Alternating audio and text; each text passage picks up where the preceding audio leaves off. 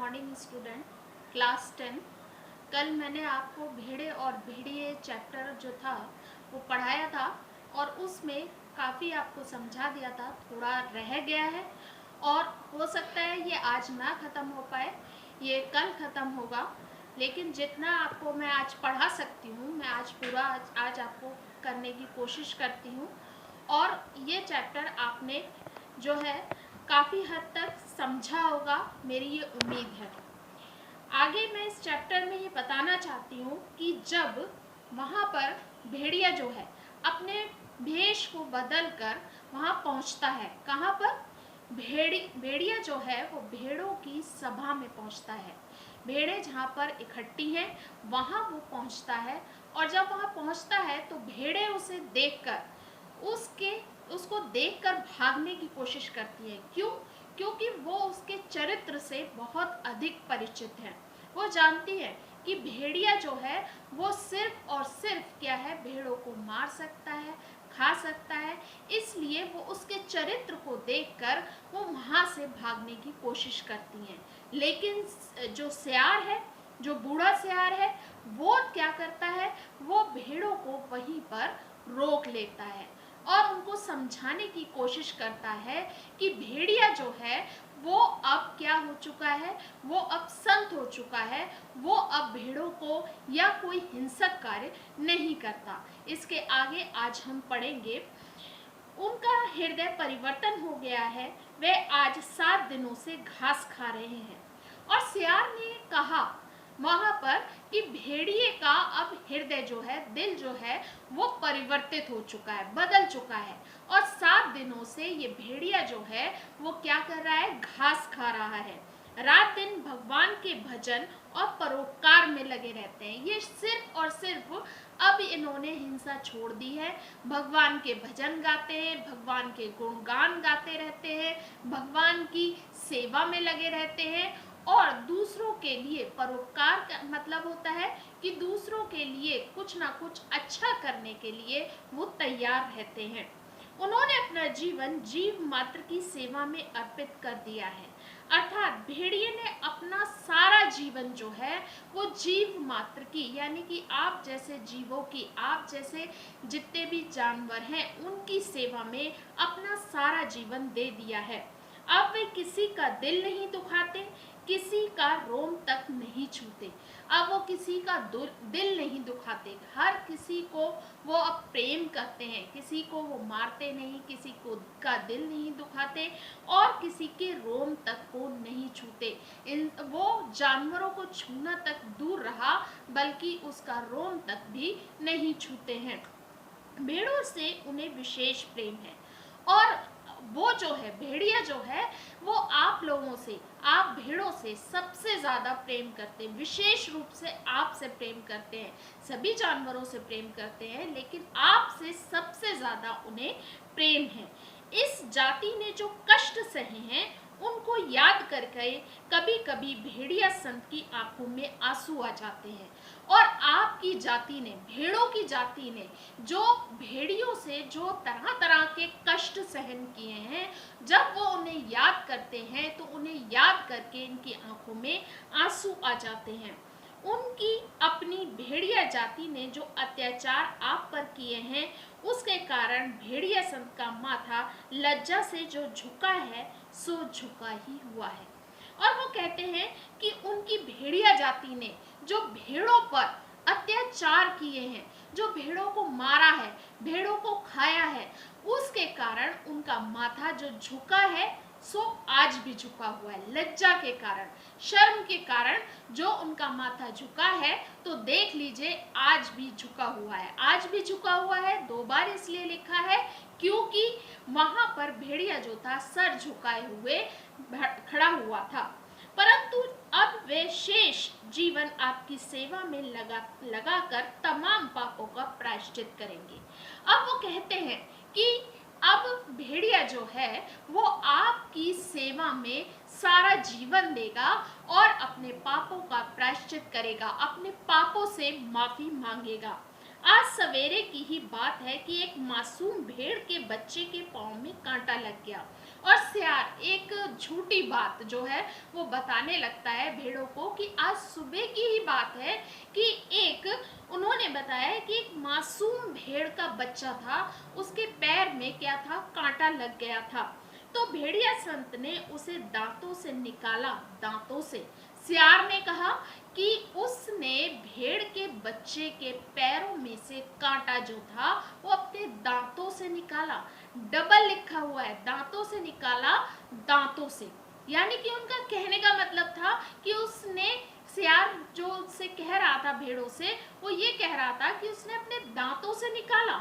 इसलिए ये बता रहा है दांतों से निकाला कि उसने दांत उसके अंदर गड़ाए नहीं, भेड़ के बच्चे को काटा नहीं, उसको खाया नहीं, बल्कि अपने दांतों से वो कांटा निकाल दिया। पर जब वह बेचारा कष्ट से चल बसा तो भेड़िया संत ने सम्मान पूर्वक उसकी अंत्येष्टि क्रिया की।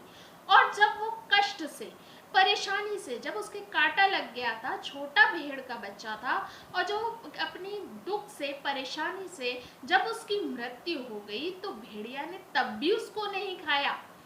फिर उसको क्या किया, उसकी अंत्येष्टि की, यानी कि अंतिम क्रिया उसकी की, यानी कि उसको क्या किया, दफनाया। अब तो वे सर्वस्व त्याग चुके हैं। अब भेड़िया जो है वो अपना सब कुछ त्याग चुका है। जो हिंसक था वो अब संत हो गया है, उसने अपना सब कुछ त्याग दिया है। अब आप उनसे भय मत करें, उन्हें अपना भाई समझें। सब मिलकर बोलो संत भेड़िया की जय।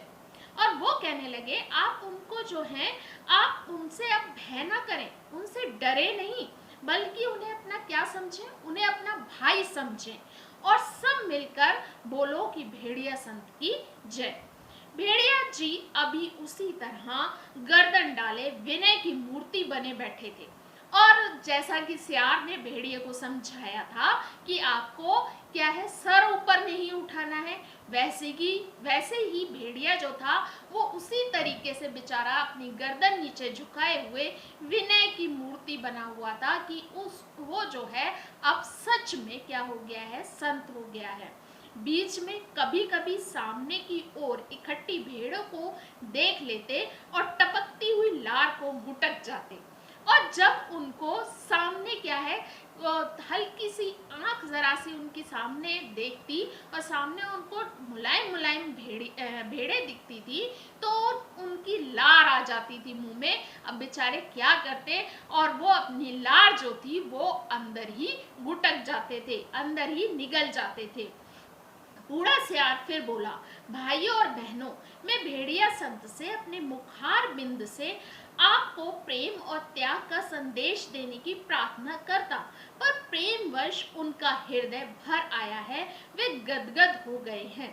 और बूढ़ा सियार जो इतना चालाक था वो कहने लगा कि मैं आप लोगों को इनके क्या बोलता है, भाइयों और बहनों, मैं भेड़िया संत से अपने मुखार बिंद से, अपने सुंदर, मुखार मीन्स सुंदर मुख से, उन्होंने कहा है कि मैं भेड़िए को अपने सुंदर मुख से क्या करने की, उनको उपदेश देने के लिए कहता, आपको प्रेम का, दया का उपदेश देने के लिए कहता। लेकिन प्रेम के कारण, प्रेमवश, प्रेम के कारण उनका हृदय जो है, उनका दिल जो है वो भर गया है, और वो आपको देखकर इतने ज्यादा खुश हो गए हैं और भावातिरेक से उनका कंठ अवरुद्ध हो गया है। आपको देखकर वो खुश हो गए और भावों की अधिकता के कारण, भावातिरेक यानी कि भावों की अधिकता के कारण उनका कंठ, उनका हृदय, उनका जो गला जो है वो क्या हो चुका है, अवरुद्ध हो चुका है, यानी कि भर गया है, वो कुछ बोल नहीं पा रहे हैं, वे बोल नहीं सकते। अवरुद्ध होने का मतलब है कि बंद हो गया है। अवरुद्ध जैसे गला जो है जब बोल नहीं पाते हैं और गला बंद हो जाता है हमारा, तो उन्होंने कहा है कि भावों की अधिकता के कारण गला उनका क्या है, बंद हो गया है, वे बोल नहीं सकते। अब आप इन तीन रंगीन प्राणियों को देखिए, उन्होंने कहा अब आप इन तीन रंगीन प्राणियों को देखिए। रंगीन प्राणी कौन थे, वो तीन सियार थे जो कि तीन रंगों में रंगे हुए थे। और वो कहते हैं इन तीन प्राणियों को देखिए, आप इन्हें ना पहचान पाए होंगे, पहचानेंगे भी कैसे, वो कहते हैं कि आप इन्हें पहचान ही नहीं पाए होंगे, रंग के रंगे हुए जो ये लोग खड़े हुए हैं, रंग में रंगे हुए, इनको आप पहचान ही नहीं पाए होंगे, और पहचानेंगे भी कैसे?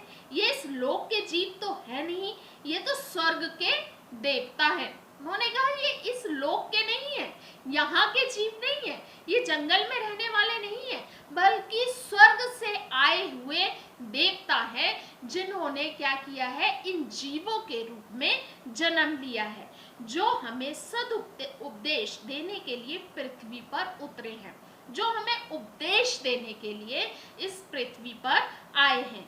ये पीले विचारक हैं, कवि हैं, लेखक हैं, और नीले नेता हैं, और स्वर्ग के पत्रकार हैं। और कहते हैं कि ये जो पीले वाले हैं वो विचारक, कवि, लेखक हैं, नीले जो हैं वो नेता हैं, और स्वर्ग के पत्रकार हैं, और हरे वाले धर्मगुरु हैं। अब कविराज आपको स्वर्ग संगीत सुनाएंगे। हाँ कवि जी। और उन्होंने कहा कि अब कविराज जो क्या नाम है गा सकते हैं, और वो कहते हैं कि ये कवि हैं और आपको क्या करेंगे, स्वर्ग का संगीत सुनाएंगे। और सियार कहता है हाँ कवि जी, अब आप इनको स्वर्ग का संगीत सुनाइए। तो हम यहाँ पर आप देखते हैं कि बूढ़ा सियार हर तरीके की कोशिश करने में लगा हुआ है कि भेड़ों को यकीन हो जाए किसी भी तरीके से कि जो भेड़िया है वो उनका हित चाहने वाला है, उनका शुभ चिंतक है। वो भेड़िया जो है वो सब कुछ छोड़ चुका है, हिंसा छोड़ चुका है, और वो जो है भेड़िया अब उनका हित चाहता है और वो उसको चुनाव में जिताए। इस तरीके से हम आगे इसके बारे में कल आपको बताएंगे। और आपसे ये कहना है मुझे कि जो आपकी क्या नाम है ये बुक है साहित्य सागर, उसमें से ये स्टोरी आप पढ़ें।